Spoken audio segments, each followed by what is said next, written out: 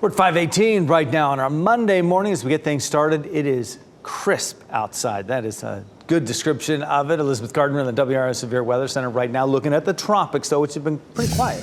It's been really quiet, and so now things are really starting to ramp up a little bit. We'll take a look at what we're expecting. Francine is likely to form later on today. It's what we call a potential tropical cyclone at this point. It doesn't quite have all the ingredients to become a tropical system, but it is likely to become a hurricane potentially before it starts to affect the Gulf Coast. And it's likely to have more direct impacts to our west up the Mississippi Valley, but we may see some rain locally. It's not going to be a lot of heavy rain, but it may impact our weekend. This is a look at potential tropical cyclone 6. Right now it is 535 miles south of Cameron, Louisiana, which is going to be right up here, of course. It's moving northwest at 5, so not moving very fast right now, but it does have winds at 50 miles per hour. So the winds are definitely tropical storm strength. It just doesn't have that closed circulation yet, and it's likely to get that at some point today. And again, its name will be Francine. We are up to the F name. So you can take a look at this, and it does look like it becomes a tropical storm later today, potentially Category 1 hurricane by Tuesday night. By tomorrow night,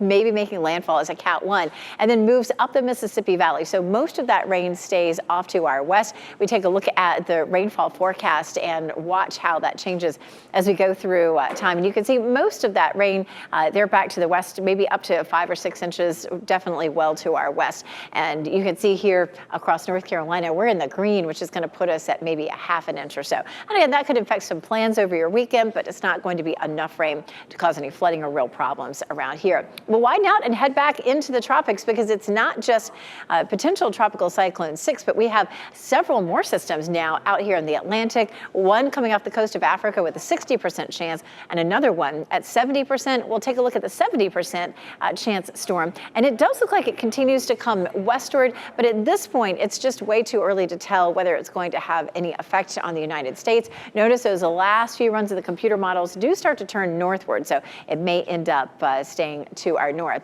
Here we are in terms of our tropical season. Our average first F storm typically happens on August the 29th, and so we are running a little bit later than normal on that F storm.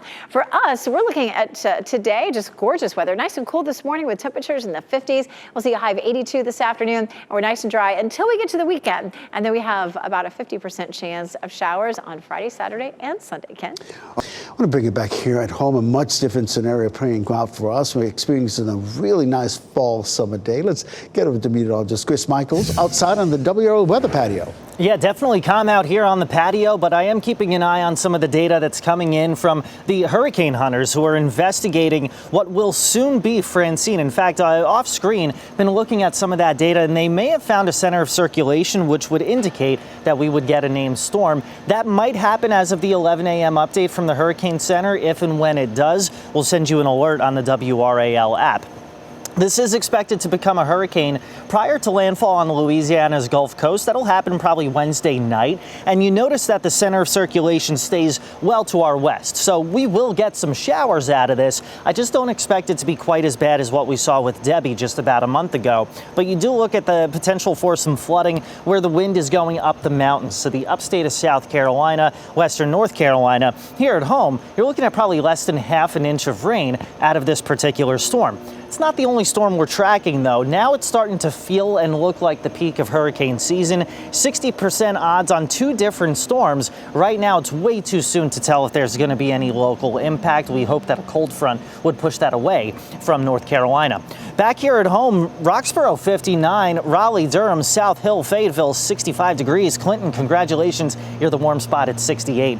Exercise forecast might break a little bit of a sweat. It's not too humid out here. Beautiful morning to be out on the weather patio. Temperatures making their way into the lower 80s this afternoon. And what a final homestand for the Durham Bulls. You're looking at first pitch temperature 79 tomorrow. It's a day game for us on Wednesday with a first pitch of 81. And in the Bull City Thursday, you'll start start to see more clouds, temperatures in the 70s. But at least for the next 2.5 days, high pressure taking care of us. That leads to some cooler mornings, warm afternoons, so it's a little bit of something for everyone. The clockwise flow around high pressure is going to keep that tropical moisture south of us through at least Thursday. It's Friday, Saturday, and Sunday that we see the chance for some rain, but again, does not look to be nearly as bad as what we saw with Debbie just a month ago.